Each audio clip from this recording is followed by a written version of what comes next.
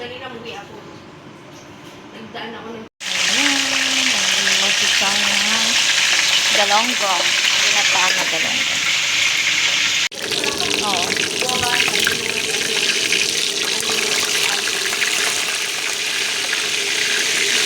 Ang problema, tanong-tanong ka, no, kung may horse bay, ba ako?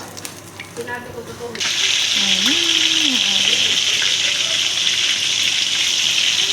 Hindi ko Ayan. ma-search yung... Okay na yan. Sabay baon. Pare ko.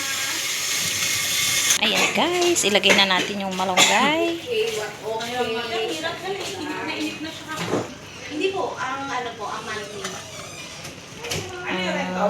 Opo, ano po. Kasi magkano ang ano mo, magkano bibili ako sa dito. Magkano nga daw yung ano sa bahay? Upalit. Red o? Kapatid ko, may kinausap siya. Tapos sinanong niya, may lisensya ka ba? Ang tagal sumagot. Ito pa, may lisensya. Ito po, may ano sa Facebook lang. Ay, wala akong number. Isa kasi.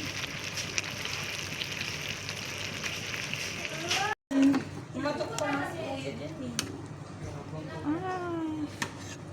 Kaya tigawin grasa sa kanya. Manaan.